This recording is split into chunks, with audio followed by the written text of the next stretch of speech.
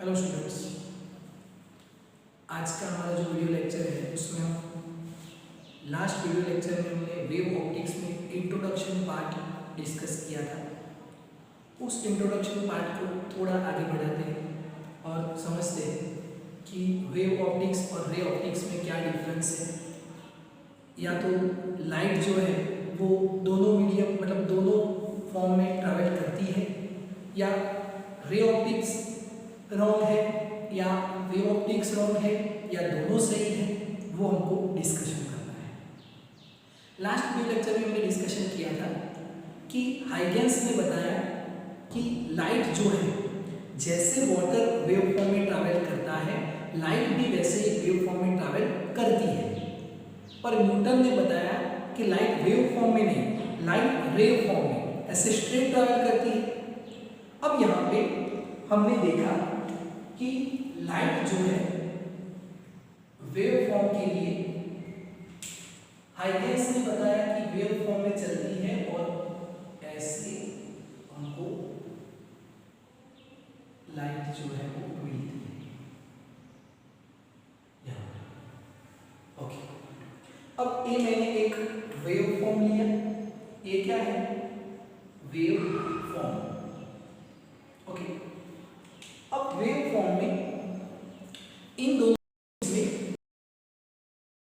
कि नहीं, light travel in only रे फॉर्म, वो बोलेगा नहीं, light travel in only wave form. तो हाइगेंस ने बताया कि यहां पे मैं प्रूव कर सकता हूं कि light is travel in wave form. तो बाकी साइंटिस्ट ने बताया कि चलो इसको प्रूव करके दिखाओ कि लाइट कैसे वेव फॉर्म में ट्रैवल कर सकती है। तो जो हाइगेंस था उसने बताया कि जब मैं एक टॉर्च जलाऊंगा, उसने ऐसे टॉर्च जलाई, ऐसे इस पे ऐसे टॉर्च जलाई, तो यहाँ पे एक स्पॉट बनता है, हमने भी देखा है कि जब हम टॉर्च जलाएंगे तो ऐसे स्पॉट बनता है। जब इस पे दूसरी टॉर्च जलाएंगे, यहाँ पहले हमने एक टॉर्च जलाई, ऐसे एक स्पॉट बना, फिर हमने दूसरी टॉर्च जलाई, तो वो जो इंटेंसिटी थी, ये जो स्पॉट था, उसकी चमक कैसी डबल हो जाए। पहले एक टॉर्च थी, फिर हमने दोनों टॉर्च ऐसे इकट्ठा जलाई, साथ में जलाई, तो ये जो स्पॉट था उस हो जाएगी। आपने कैसे टॉर्च हमने जलाई, फिर दूसरी टॉर्च लेके आए, दोनों एक ही पॉइंट पे ऐसे जलाए, एक ही पॉइंट पे, तो उसकी इंटेंसिटी क्या हो जाएगी? बहुत ज्यादा हो जाएगी या जीरो हो जाएगी? बहुत ज्यादा या जीरो? तो हमने देखा कि दो टॉर्च जलाने से यहाँ पे कुछ भी नहीं दिखता, डार्क हो गया, उसकी इंटेंसिटी क्या हो गई? जीरो। It's a miracle. ये तो एक मैजिक था, जादू जैसा हो गया कि एक टॉर्च जलाई तो स्पॉट चमकता है, पर दोनों टॉर्च जलाते हैं एक ही पॉइंट पे तो कुछ भी नहीं दिखता। ये कैसे हुआ? तो हाइगेंस ने बताया कि it can prove only wave form. इसको कौन प्रूव कर सकता है? ओनली वेव फॉर्म प्रूव कर सकता है। पर जब रे फॉर्म में हम इसको लाइट ऐसे जाएगी, तो दोनों स्पॉट जो है वो ऐसे जीरो नहीं होते। इसको कौन प्रूव करेगा? Wave form. वेव फॉर्म में हमने देखा कि लाइट जब आती है, ये लाइट यहाँ पे हमने एक पेपर को रखा, यहाँ पे हमने एक पेपर को रखा, इस पॉइंट ए एक पेपर रख दिया, ये क्या है? पेपर। एक पेपर को रख दिया, पेपर पेज है। अब हमने देखा कि जब ए पॉइंट यहाँ पे आता है तो ए स्पॉट चमकता है, लाइट अप हो गया। जब ए पॉइंट यहाँ पे पहुंचता है तो लाइट जीरो हो गई, लाइट जीरो हो गई। यहाँ पे देखना, कभी ऐसे लाइट फुल होता है, कभी जीरो, कभी फुल, कभी जीरो, कभी लाइट फुल हो गया, कभी जीरो। जब फिर से ए पॉइंट यहाँ पे पहुंचेगा तो ए ब्राइट हो गया, ए पॉइंट पहुंचेगा तो डार्क हो गया, ए पॉइंट पहुंचेगा तो ब्राइट हो गया, ए पॉइंट पहुंचेगा तो डार्क हो गया। ऐसा हमको देखने को मिला। अब इसमें देखिए, हमने जब इसको यहाँ पे देखा कि ये जो पार्टिकल है वो ऑसिलेशन करता है, ऑसिलेशन करता है, तो ऑसिलेशन में देखिए यहाँ से स्टार्ट करता है, यहाँ पे ऊपर चलता है, फिर यहाँ पे आएगा, फिर नीचे चला और फिर यहाँ पे आएगा। तब उसने एक साइकिल कंप्लीट किया। जब वो ऊपर चलता है तो उसका एम्पलीट्यूड है +a, नीचे चलता है तो उसका एम्पलीट्यूड है -a, और a यहाँ पे इसकी मिड पोजीशन है। इसको हम क्या बोलते हैं? एम्पलीट्यूड। इसको भी क्या बोलते हैं? एम्पलीट्यूड। a जब ऐसे यहाँ पे आएगा, ऊपर चला तो +a, फिर यहाँ पे 0, फिर नीचे की तरफ -a, फिर यहाँ पे 0 +a 0 -a ऐसे। अब आप बताइए कि यहाँ से एक वेव आ रही है, यहाँ ऐसे एक वेव आई ऐसे, और यहाँ से दूसरी वेव आई ऐसे। इसका ये जो पॉइंट है, कौन सा पॉइंट आया यहाँ पे? तो ऊपर वाला मीन्स +a, और इसका कौन सा पॉइंट आया? नीचे वाला मीन्स -a।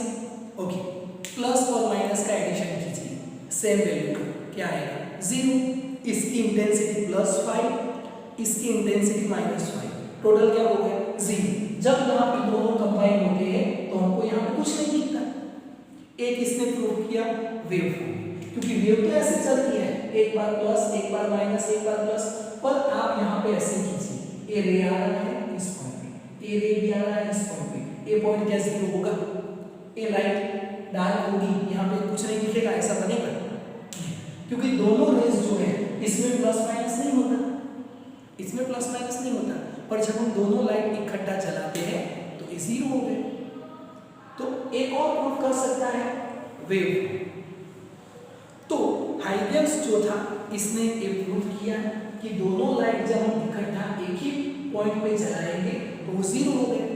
और ये सिर्फ और सिर्फ किसने प्रूफ किया? Wave form.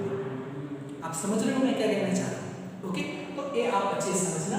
तो यहाँ से हमने इसको एक्सेप्ट किया कि light is travel in wave form, also it travel in wave form, but it travel in wave form. तो लाइट वेव फॉर्म में भी ट्रैवल करती है। इसका एक एक्सपेरिमेंट था जिसने इसको प्रूव किया कि लाइट वेव फॉर्म में भी चल सकती है, जैसे वाटर चलता है। ओके, अब यहाँ पे देखना दूसरा क्वेश्चन था कि जैसे रे ऑप्टिक्स को लिया हमने और उससे हमने अलग अलग फिनोमिना को स्टडी किया, like reflection, refraction, total internal reflection. तो दूसरा क्वेश्चन ये था कि क्या ये सारे फिनोमिना हम वेव ऑप्टिक्स को लेकर स्टडी कर सकते हैं? हम वेव ऑप्टिक्स को लेकर स्टडी कर सकते हैं। तो उसने प्रूव किया कि हाँ, हम जितने फिनोमिना रे ऑप्टिक्स के साथ स्टडी कर सकते हैं, सारे फिनोमिना हम वेव ऑप्टिक्स के साथ भी स्टडी कर सकते हैं। तब जाके हमने एक्सेप्ट किया कि light travel in wave form. और आज हम यही कर रहे हैं कि लाइट को हम किस फॉर्म में ले रहे हैं? वेव फॉर्म में। सन में से रेज आ रहे हैं, ऐसे चल रहे हैं और हमारी आंख में एंटर करते हैं। हम रे फॉर्म में भी लेते हैं कि ऐसे चला और ऐसे हमारी आंख में एंटर किया, जैसे गन में से एक बुलेट फायर होती है, ऐसे स्ट्रेट जाती है, इस फॉर्म में भी और इस फॉर्म में। तो अब हमारे पास लाइट को डिस्कस करने के लिए कितने फॉर्म हो गए? 2 फॉर्म। एक को तो आपने स्टडी किया रे फॉर्म को, और दूसरा we will study now wave optics. दूसरा हम स्टडी कर रहे हैं इस टाइम पे। तो वेव फॉर्म को हम लेके अब आगे अलग अलग फिनोमेना स्टडी करेंगे। रिफ्लेक्शन क्या है, रिफ्रैक्शन क्या है। पर इसमें फिर से हम एक पॉइंट यहाँ पे समझ लेते हैं कि इसके साथ कौन से पॉइंट जुड़े होते हैं। यहाँ से ये वेव ने स्टार्ट किया, यहाँ से ये ऊपर गया। ये जब ऊपर जाता है तो क्या चेंज होता है? ये जब ऑसिलेट करेगा तो क्या चेंज होता है? फेस चेंज होता है। क्या चेंज होता है? फेस। फेस किसको बोलेंगे? तो फेस यहाँ पे देखिए, जब यहाँ से ऊपर गया तो कितना फेस चेंज हुआ? π/2। फिर जब यहाँ पे आया कितना हुआ? पाई। फिर यहाँ पे 3π/2, फिर यहाँ पे कितना? 2π। ए फेस चेंज होता है, ओके, जब ऑसिलेट करेगा। तो जब वेव यहां से ऊपर गया, नीचे आया, नीचे गया, फिर यहां पे आया, तब उसने एक सर्कल कंप्लीट किया।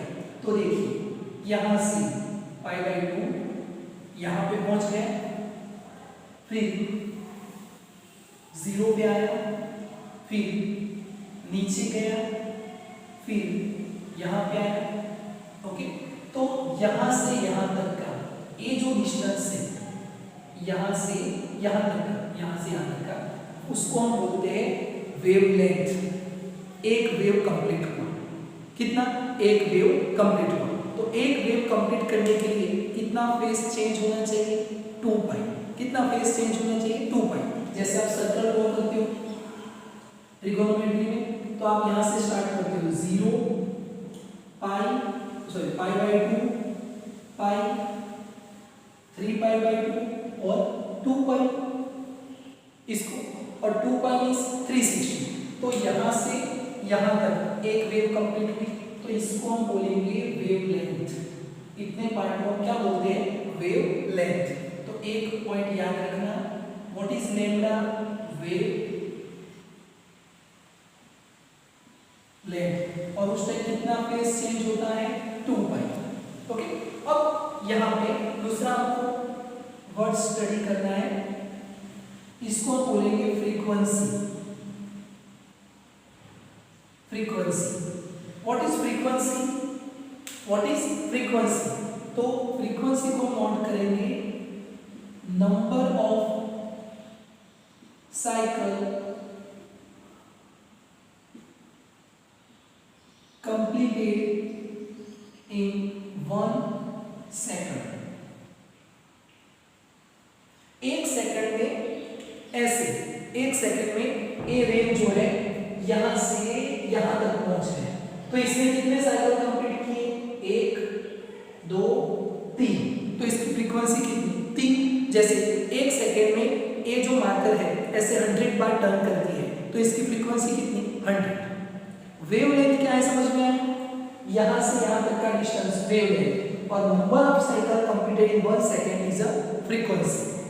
इसको आप क्या बोलोगे? इसको एम्पलीट्यूड। क्या बोलते हैं? Amplitude, okay. और यहां पे एक पॉइंट और हम यहां पे नोट करना चाहेंगे कि एंगुलर फ्रीक्वेंसी क्या है? What is angular frequency? तो इन दोनों के बीच का जो रिलेशन है यहां पे नोट करते हैं। एंगुलर फ्रीक्वेंसी का यहां पे देखिए,